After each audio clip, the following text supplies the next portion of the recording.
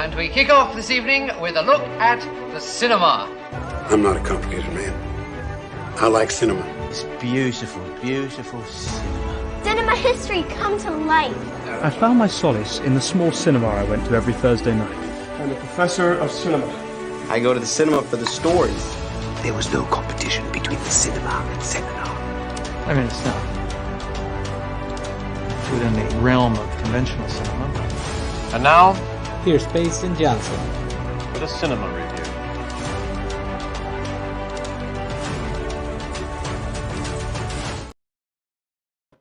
It is Monday, April 3rd, 9 EST. Thank you all for joining me for another episode of Cinemaster's Reviews, episode 9. This week we are reviewing Dungeons & Dragons Honor Among Thieves, as well as Zach Braff's new movie, A Good Person.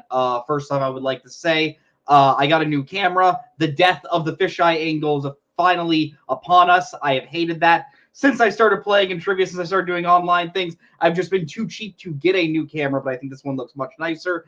And also, I would like to thank everyone for joining me an hour later. Kind of was a little busier this evening, but I'm happy for everyone that is able to join me now.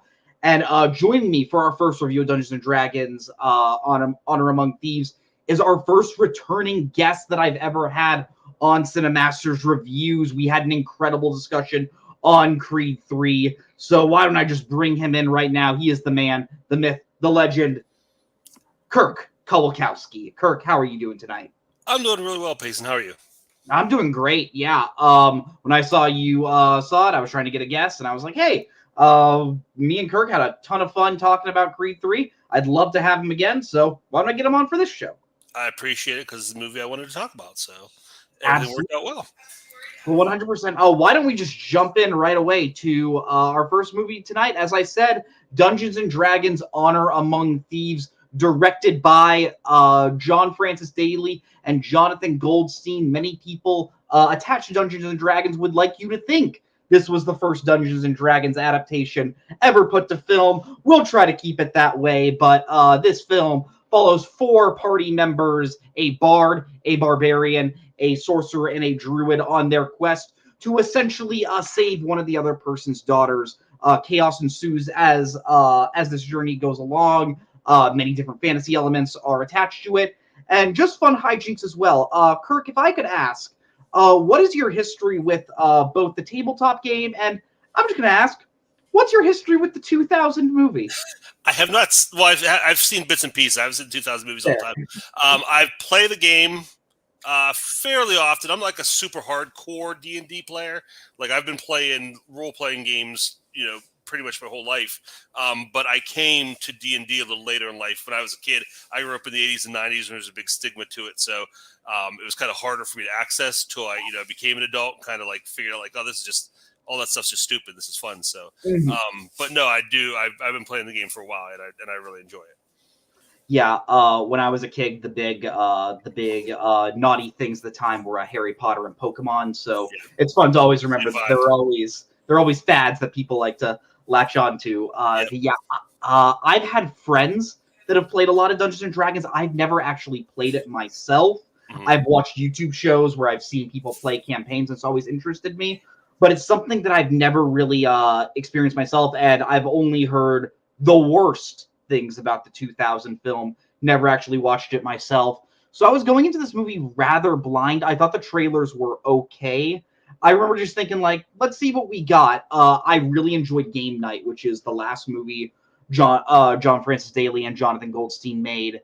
And I'll be honest, with this movie, I think if I could say my main general thoughts about it are, we hear the term a lot. Something I hate is like turn off your brain movies or just like dumb fun movies. And I think that is often used to excuse a lot of movies. These are the types of movies I wish when people describe dumb fun, this is what we got. Because I'll be honest, I had a ton of fun with this movie. Kirk, general thoughts on the film? Yeah, no, I wouldn't just, as somebody who's played the game and is familiar, I wouldn't call myself an expert by any means, but somebody who's familiar with the tropes of the game.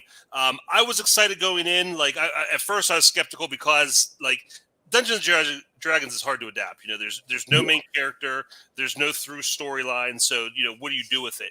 And I think for a lot of people, Dungeons and Dragons is just another term for generic fantasy, and generic fantasy could often be bad. The other adaptation, TV shows and cartoons and stuff we've seen, movies, have not been good just because it's like, oh, we'll slap Dungeons and Dragons on it, put some knights and swords and dragons in it, and it'll be fine. When I started seeing the trailers, I saw like, oh, they're really, as a player, there's things there I recognize, like, oh, they're really making this specific Dungeons and Dragons specific to that world. And so I kind of went into it like I wanted to watch it like as a player, like how does it look, compared to the game. And I really liked, I agree with your stance on it, where it was kind of that dumb fun, and it captured the dumb fun that playing the game is. You had that humor, you had that kind of like the characters are, and I'm glad, I want to get your perspective too, as somebody who doesn't play the game, what they thought about this, but like the fact that the characters, a lot of times made dumb decisions, just made plans that went nowhere, had dumb ideas. And they come together like, oh, let's do this.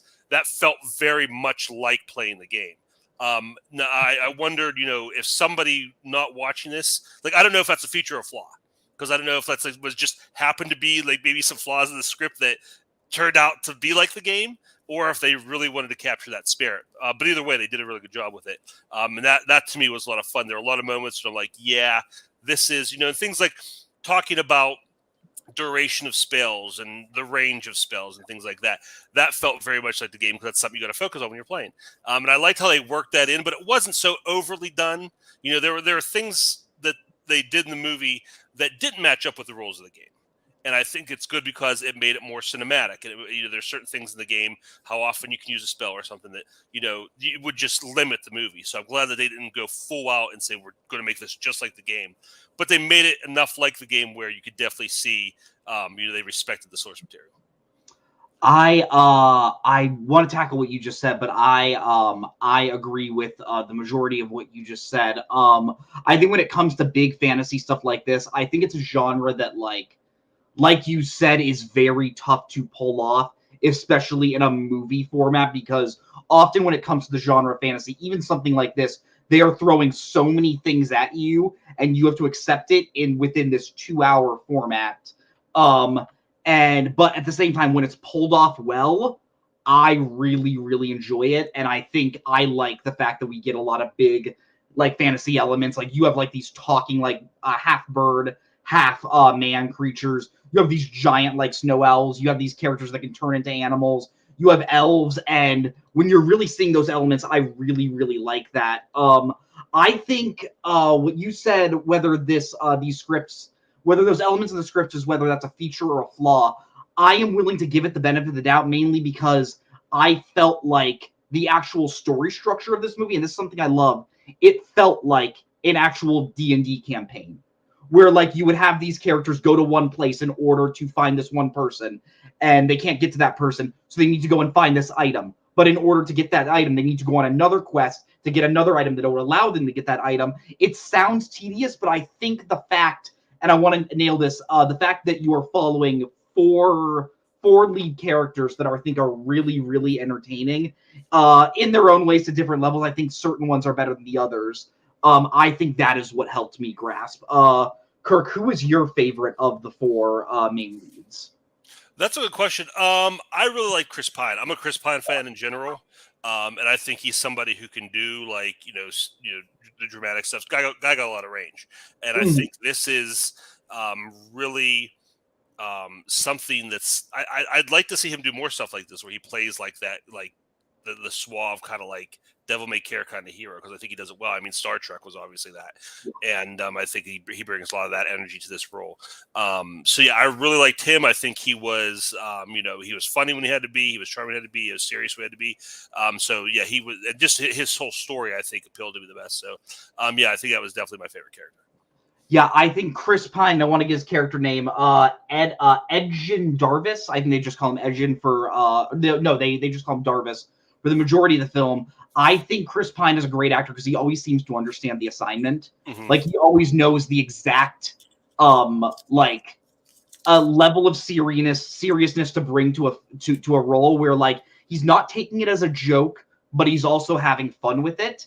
And I think that's where he is able to nail this role so much. And of course, him being the main character, this movie starts out, he's been in prison for a few years and he's been away from his daughter. And the whole movie is essentially him trying to reunite with his daughter and certain people trying to help him. I think he's a really great like main focus, and the movie knew. I think the casting directors made a good choice of having someone like him anchor this film. My absolute favorite character and my favorite performance was Justice Smith as Simon, mainly because I think he feels like he really captures like what you feel of like D&D players sometimes like making like stupid decisions, and just like the way. So Justice Smith plays a half elf, essentially sorcerer, someone that casts spells, and it's so funny how like he's so unconfident with himself and he just hates himself so much that like a lot of that humor really spoke to me. And he was absolutely my favorite character. I think Sophia Lillis is really great as the Druid of Doric. Michelle Rodriguez is okay as Holga. She's playing a very Michelle Rodriguez role. And I don't want to be mean. I think she's kind of limited as an actress. But I think this movie uses her strengths fairly well. What did you think about the other three? Yeah, I completely agree with you with Michelle Rodriguez. Like, this is right in her wheelhouse. You know, this is exactly the kind of role that she plays, and it fits. You know, she's quiet. She's the barbarian. She's quiet. She's she says some dumb things every once in a while.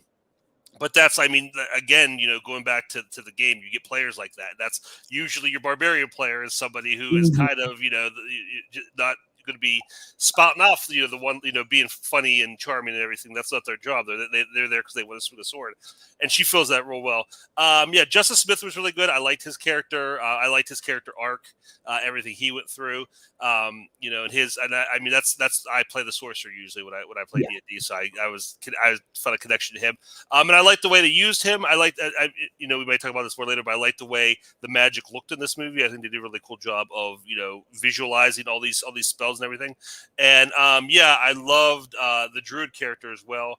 Her power set was really cool, and just all the tricks she did. I think she had, during like the heist scenes and stuff, she had the most to do.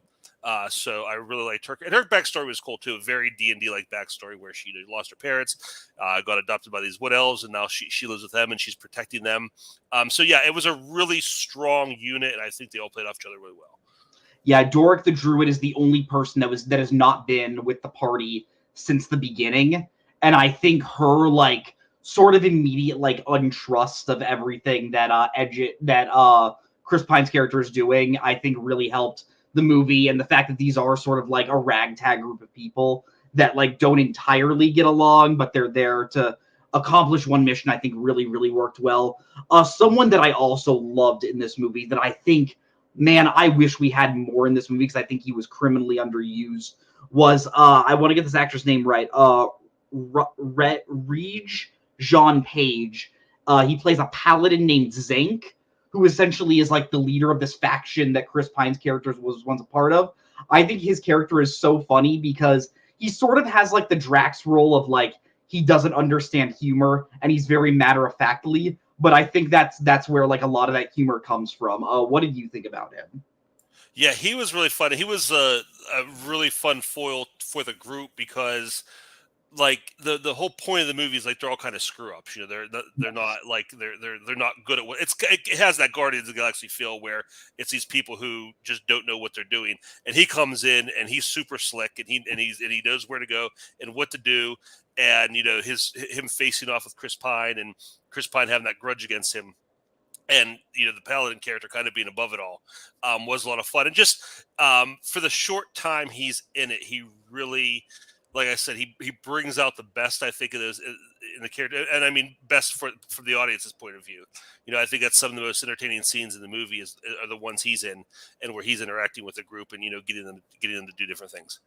Yeah, not to spoil it, but like the scene where his character leaves the movie is like maybe the funniest scene.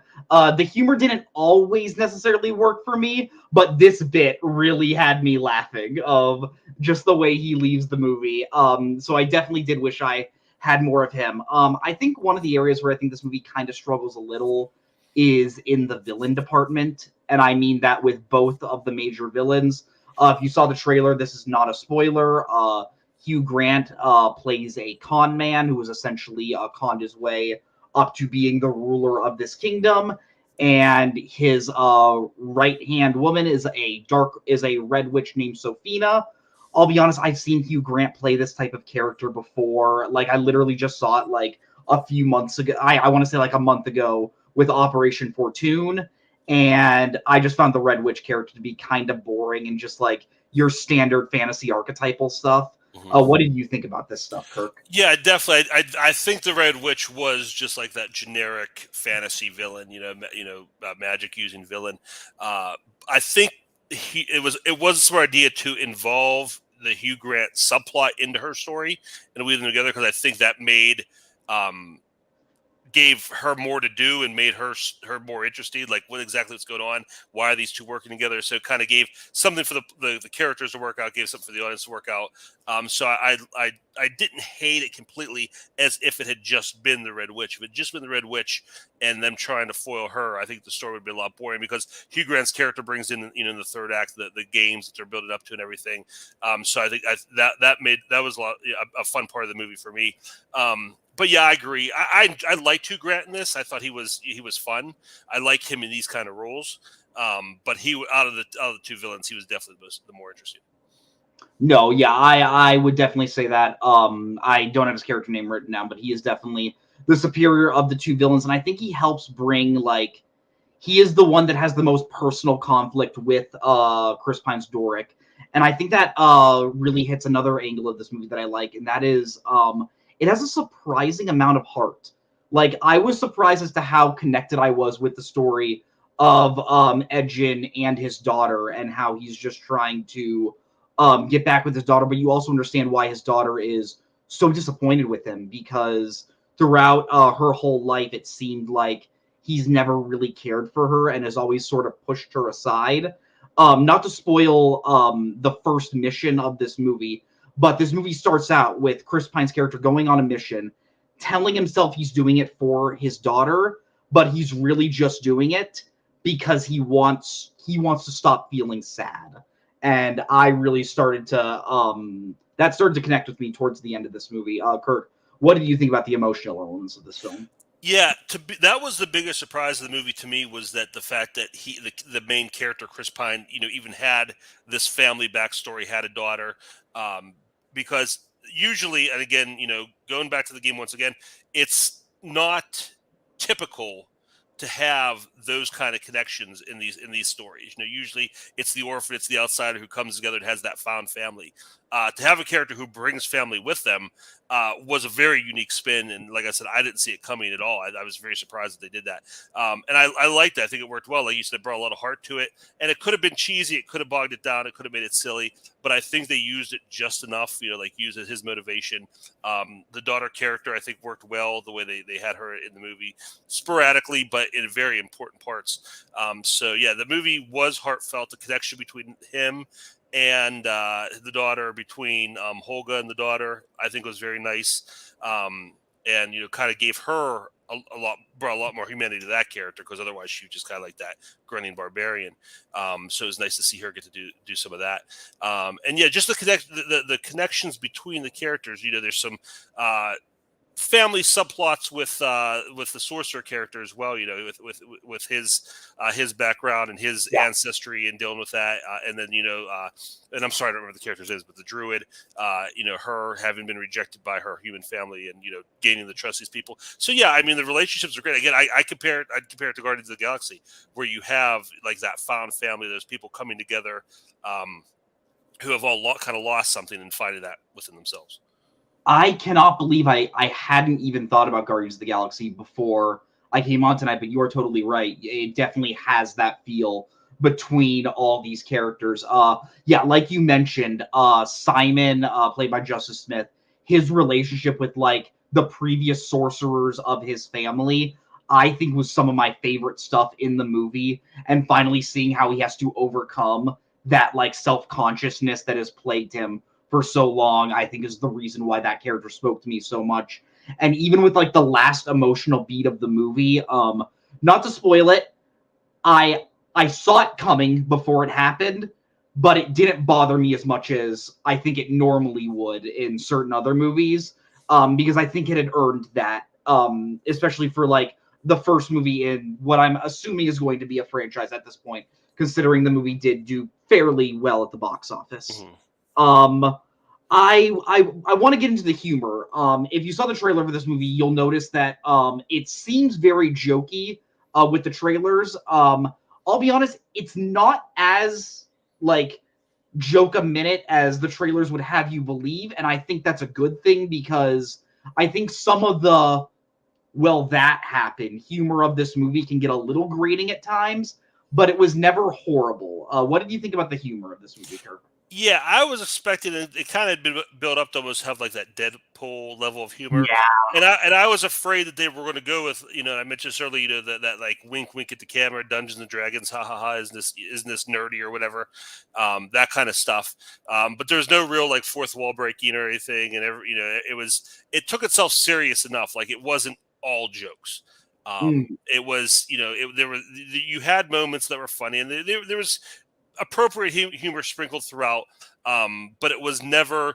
You never had that moment. I hate when in movies like this where you have like that, and Marvel's been guilty of this a lot lately, where you have like a heavy moment where the audience should just be able to sit with it, and then you like break it with a joke. Yeah, you didn't have anything like that. Like the serious moments were treated seriously, the heartfelt moments were heartfelt, and the funny moments were funny. So I think everything kind of just fit into place pretty well. No, 100%. I think like I think the fact that this movie takes itself as seriously as it does is a real merit to the writers who are comedy writers. So they definitely could have gone for that route in terms of the writing. But I think they definitely played the high road and played the jokes where they should be. I want to get into the action set pieces of this movie. I think most of them have a pretty unique sense of flavor to them. I loved towards the end of this movie, it becomes like a heist movie for like 20 minutes, and that was one of my favorite moments. I loved the tournament like maze sequence towards the end. And I think part of the reason why I loved the action so much was because the visuals, it uses a lot of CGI, but I'm not sure if you noticed this. There's a surprising amount of practical effects in this movie. And I think that really, really helps, especially with the sets. Like the majority of these sets are real, and it helps the movie feel real. What did you think, Kirk? Yeah, I noticed that too. And I think especially with some of the character work, you mentioned the Birdman, and they had some Dragonborn in there. The dragon people, a lot. I think that they had like those cat people. I think, and all that was, I'm pretty sure, was all practical. And all either puppeteering or costumes or whatever. And that looked really good. Yeah, and I really appreciate that. There was no moment in this movie where I was like, oh, that's just green screen. You know what I mean? Everything felt like it had weight. So, obviously there was a lot of CG in it as well. But I don't think there was, even when it was like magic and spells and, whatever going on, there was never anything like, oh, this just looks bad or this looks fake. Like everything, there was enough concrete stuff in there where the CG like just helped it. It wasn't overwrought with computer graphics. So yeah, I think it looked really good. Yeah, I think those first three Lord of the Rings movies have always like been like the perfect mix of half CGE, half practical effects. Because when I think you do that, it really makes all elements of the film stand out together. And I think, especially with movies now, like they're essentially like 80-90% CGI. Like basically a cartoon. You're watching a cartoon. Yeah. It feels like I remember Ant-Man and the Wasp. Like it feels like I'm watching Who Framed Roger Rabbit, that movie, where like the only things real are the human characters. And I don't want to invoke a certain movie around you, unless you work on a film for 13 years. It's quite tough to make that look good. Yeah. But I definitely think it worked well here. The last point I want to hit is something I really love about this movie is a lot of movies nowadays, it feels like they are made for the sole purpose of starting a franchise. And I think a reason why this movie works so well and the reason why a franchise seems so interesting is the fact that it makes a complete story. Mhm. That essentially, like, this could be it, but like as you finish watching, I was like, I would be down for one more of these. Yeah. Like, what did you think about that, Kirk? No, definitely. I think like there's no like post credit stinger with like a cliffhanger or anything like that. Like it is a completely contained story, and yeah, I think it's great because I mean you could bring there's so much potential in this world. That was I went and saw it with my son and my nephew, and we all played D&D together. It's like, well, I'd like to see this location. I'd like to see these creatures. I'd like to see this race. So there's so much more for them to mine here. So many more places for them to go. They could bring these characters back. They could add to the party. There's so many places. But yeah, like you said, it felt very like early 2000s in a good way. Before everything was like, oh, hey, we got to set up 2 sequels and 3 streaming series and a spin-off for this character. Like it was about these characters and their story, and I liked that it was like relatively low stakes. Like it was about it was about the family. It was about his family, and his ultimate goal just revolved around his family. There was no like saving the world or saving the universe. It was just a small contained story, and they could definitely go literally anywhere from this. Again, like you said, they could bring back the paladin character who had a relatively small role. There's a whole area they could mine for him. They talked about different factions and groups and things, a lot of history. So yeah, I'm very much hoping that they go multiple sequels with this. No, I would totally be down. Before I ask you for the final score, and I'm going to be opening up to comments, so if anyone wants to ask me questions, feel free to ask them. Nikki Johnson posted a comment. I just want to highlight this. How do they work the multi-sided dice into the movie? That's a very funny comment, but I think the fact that they don't go for those easy types of jokes are another reason why I like the movie, because there's none of that. Like, you don't have a character like hitting someone in the eye and screaming "Nat 20." Like, that would kill it for me. At the same time, and this is what's great about the movie, because you as a non-player can say that. At the same time, I watch this movie, and there are certain moments where I'm like, I know what they rolled. I know what stat they rolled, and I know how well they succeeded or failed. And that's what's great about this movie is they work that in so well, where it feels like for me it felt like the game. For you, it felt like a movie, and I think it works great both ways. That's what's so awesome about it is that they work, and that's a really rough needle to thread is to work that into the movie without overdoing it. I think they did a really good job with that. No, 100%. Well, I think it's about time we head into our final scope, our rating for the film. As most of you know, we rate movies on a scale of 0 to 10 videotapes. 0 is a painful, excruciating experience, one that you will not forget. For a bad reason that will leave a lasting impression on you. And 10 is an incredible film, a near perfect film, one that is going to stick with you for the rest of your film viewing life. Kirk, on a scale of 0 to 10 videotapes, what would you give this movie? I think I'm gonna give this one a solid 8. This was a lot of fun. I really had a fun time with everything. A few, I might be able to nitpick a little bit with some. There were a few things with like maybe the cinematography or things like that could have been a little bit better. But for the most part, I really have no complaints. I'm saving. I think it's the second. I've been on there twice. I've given 2 8s. I'm saving that 9 and 10 for like an all-time great movie. I don't want to go too high too fast, but 8's a high score for me. So I really enjoyed this one. I don't know why I took the rating away, because I'm also going an 8 out of 10. I think this is a very, very good fantasy movie. Great characters, great action. I think it doesn't quite reach that like next level sense of greatness in terms of quality. But I think like if we get more movies like this, I would be very happy. Like when I saw this movie, I just wanted to tweet out more fun blockbusters like this, please. Mm-hmm.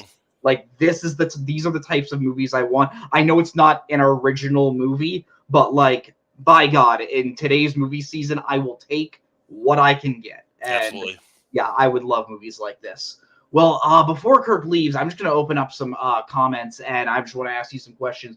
Eric Roberts asks, D&D versus Guardians crew in a ring match, who wins? Oh, that's tough. Honestly, kind of tough. Like, because the thing is, I could get real nerdy here real fast. No, that's fair. No, it's like, oh, you put Drax and Groot down there, like they're just gonna be slugging them. But like you get magic with the D&D crew. Yeah. Like, the thing is, because I think at this point, like statistically, these D&D characters are still at lower levels. So I think like the experienced Guardians crew we have in the movies now, like currently, like end of second movie or beginning of third or whatever, I think they beat this D&D crew. But by D&D's third or fourth movie, when they start leveling up, I think they'll be much more of a match for the Guardians. I want you all to hear that answer and remember this is a man with a wife and 2 kids. Just answer that. No, I love that. I guess the question I would like to ask you is, if they were to make a second one of these movies, what is the one element of Dungeons and Dragons you would like to see? Like, if you could incorporate one element, what would you do? I would like to see, the one thing I was kind of disappointed by is that Chris Pine's character, for all intents and purposes, was a bard. But bards actually in the game have like magic, like there's bardic magic. So I'd like to see some of that. And like, I think what's the name of his group? It's like the Dark Home. Something like that. Yeah, like I think it's like a school of bards, and so I'd like to explore that, those like the factions and things like that. Harpers. The Harpers, yeah, that was it. I'd like to explore that a little more and see what they're all about. I think that would be cool. And there's these really cool creatures next to dragons. The most iconic creature in D&D is called a beholder. I don't know if you've ever seen one, but it's just a giant like ball with a big giant eye, and it has like a bunch of tentacles with eyes. And they're like the most fun. They have all kinds of cool like magic abilities. They're a really great fight. So I was let down. They mentioned beholders in this movie. They didn't actually show one. So I'm hoping the sequel we get a beholder. Absolutely. Well, thank you so much, Kirk. It was so much fun to talk about Dungeons and Dragons: Honor Among Thieves. I'm definitely going to have you again for in the coming weeks. Summer movie season starting. I'm sure there's going to be movies I'm going to be wanting to talk with you about. It's always a blast. Anytime. Thank you, Payson. Appreciate it. Absolutely. Have a great night, Kirk. Good night. Always fun to have Kirk on Cinemaster's reviews. Make sure to follow him at Kirk Kolakowski on Letterboxd. But we're going to move right into our next review for the night. And as soon as I can find the banner, there it is. A Good Person. This is the new indie drama directed by Zach Braff and starring Florence Pugh. To give a plot synopsis, this is about a young woman in her 20s who is dating who is engaged to another man, and one day she's driving a little irresponsibly, and she ends up getting into an accident and ends up killing her fiance's sister. We flash forward a year later, and we see that this incident has completely ruined her relationship with her fiance, as well as her mental state, as she has now become a addict of pills, specifically Oxycontin. She is trying to turn her life around, and in doing so, she ends up reconnecting to her fiance's father, played by Morgan Freeman. Zach Braff is... I know he's a guy that most movie fans don't really enjoy, and I'll be honest, my opinion on him isn't that high, but it's also not... It's not that low, but it's not that high either. Zach Braff's one of those guys that I can kind of just take or leave. I've seen Garden State. It barely works for me. It definitely has a lot of like annoying, I'm a guy in my 20s and I'm trying to figure things out. But it's also, I do appreciate that level of sincerity from that movie. And his other directorial movies, there's really nothing special. And I'll be honest, there's really nothing special of this movie in regards to its quality. Like, I think this is kind of a mediocre movie. I'm definitely going to get more into it, but just short synopsis, it's fine, I guess. The way it handles its subject matter about addiction, there are some very tough to watch scenes at the beginning of this movie where you see Florence Pugh's character fighting with her mom, who is played by Molly Shannon, as her mom's trying to hide her pills, flush them down the toilet. And those scenes are very, very tough to watch. But I think the issue is you don't really care about the characters enough. So it just feels, they just kind of feel like archetypes, and you feel like you're just going story beat by story beat that you would find in any sort of... Eric Roberts says this movie is like watching paint dry. Maybe that's a little harsh, but there are definitely some points of that. But yeah, like I was saying, it just goes by plot point that you would see in these sort of, I don't want to say Oscar bait-esque movie because it came out in April, and I don't really think Zach Braff was making this to get an Oscar, but like, they seem like emotional bait plot points. I will say Florence Pugh is great in this movie. Florence Pugh made this movie while she was dating Zach Braff. I don't want to get into that relationship, but I think she's one of the best actresses working today. It feels funny with me saying that, considering I just did a review with Kirk, who is famously not a fan of Florence Pugh, but I think she's great, and I think she really handles the broken nature of this character really well. And you can tell she's someone who's trying to like get better.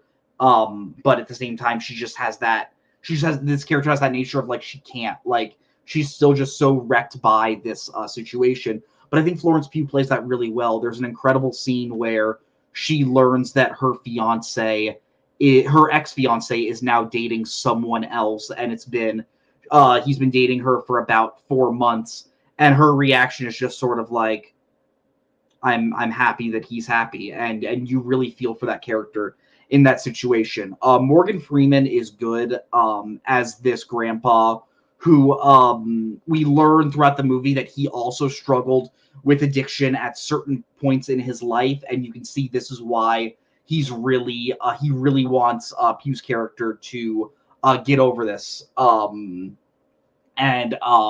She wants to get over this and fight through it, but at the same time, he knows that Pugh's character was at fault for this accident, so even he's like trying to find deep down if he can forgive her in any sense of the way. This movie is 2 hours and 9 minutes, and it's an over 2 hour movie. And I think one of the issues is, so you have these two main characters.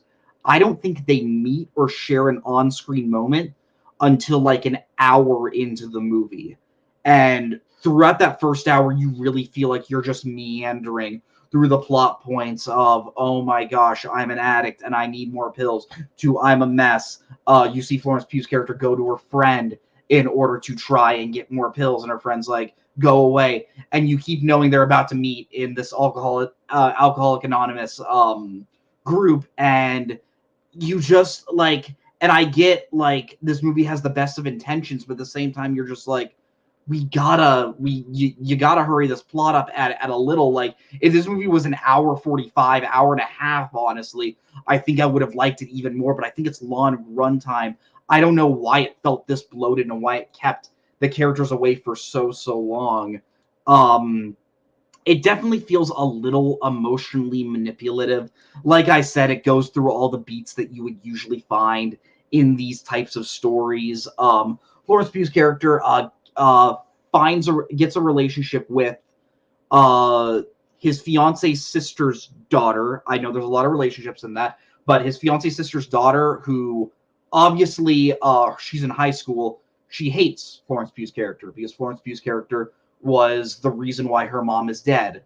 And you can see Morgan Freeman's character wants this young girl to essentially try and forgive Florence Pugh's character because he can see that if she can do it, then maybe he can do it. And I think the relationship between Florence Pugh's character and this young girl is probably the best in the movie. And I think as the movie goes on, you slowly see them start to rekindle things.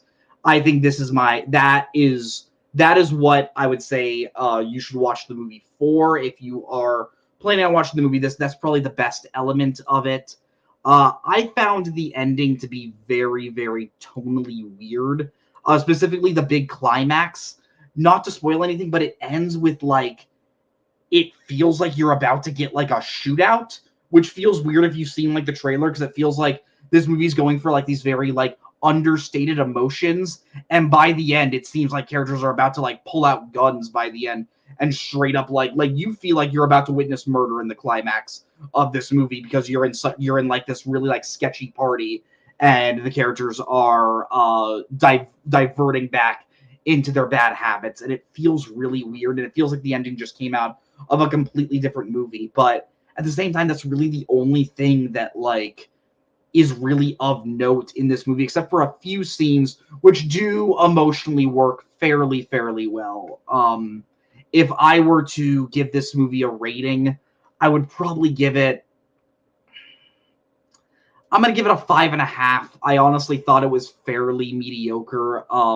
There's really nothing in this movie that's that special. Oh, what I will say, Zach Braff, even with his movies like Garden State, he's got good taste in music, and this movie has a pretty good soundtrack. But yeah, other than that, some of the performances, there's really nothing special. I don't even think it's worth a watch when it comes to TV or when it comes to streaming. It's definitely not worth a watch when you go see it in theaters. I didn't say it, but you should absolutely go see Dungeons & Dragons: Honor Among Thieves in theaters. This movie, kind of a nothing film. It's an interesting, like, historic remnant in a way of Florence Pugh and Zach Braff's weird, creepy relationship, and it's probably just going to stick there. Most people will probably forget it by this time next year. But yeah, I'm just going to leave the comments open for a little while longer in case anyone wants to say anything before I do head out for the night. Eric Roberts says, she was awesome and Don't Worry, Darling. I would agree. I don't think that movie's very good, but I do think she was very, very good in the movie, and the film's issues were not her fault. It was mainly just the script's fault. 2 Hours You Will Never Get Back. Yeah, there are plenty movies where you just feel like by the end, why did I even watch this movie? There are plenty of other indie dramas I'm really excited for coming out soon. Like, I'm really excited for the new Kelly Reichardt film Showing Up. Michelle Williams playing like this character that's like really into like pottery, and that feels like a really like down to earth slice of life film. Not sure if I'm going to be able to review it on this show because that's the week that both Evil Dead Rise and Beau is Afraid comes out, and I'm going to be reviewing both of those. But yeah, there are still plenty of other movies that I think do this much better. Well, I do think that does just about do it for this episode of Cinemaster's Review. Thank you all for watching. I know I was an hour late, so for everyone that watched live, thank you. For everyone that's going to watch it, thank you again for watching it. Remember to like this video, subscribe to the video store. There are so many videos coming out every week, and it's all just about our love of movies. It's an incredible community we're building over here. Follow me on Letterboxd at @the_Cinemaster, CINEMASTER, to keep up to date with everything I am watching, new releases, or anything regardless. Next week, huge episode that I can tease now. It's the first episode where I'm going to be having 2 guests because I feel like both movies are big enough where I want 2 people to review both movies with me. We are going to be reviewing Air, the new directorial effort from Ben Affleck, starring Matt Damon, about the invention of the Air Jordans. Eric Roberts says, "Who are you picking to win the NCAA championship?" Tell me who's in the matchup, because I'll be honest, I'm not sure who is playing. And at the same time, we are also I'm going to be reviewing Air with another returning guest, David Nishimoto. And also with that episode, I'm going to be reviewing Super Mario Brothers, the new Illumination animated film based off the popular Nintendo franchise. And I'm going to be reviewing that with another video store colleague of mine, Brooklyn Vale. So it's going to be a huge episode. April 10th, 8 EST, back to our regular time. It's going to be awesome. Thank you all for watching tonight. It has been an incredible episode. Thank you, Kirk, for joining me for the review. Thank you for watching my review of A Good Person. See you next week. Bye-bye. And the award for most vapid film review of the century goes to... Okay, movie review. Okay, I thought it was beauty. And he's now in cinema hell, where one day we'll all be reunited. This is me at the Regal Cinema crying as I did through much of the film.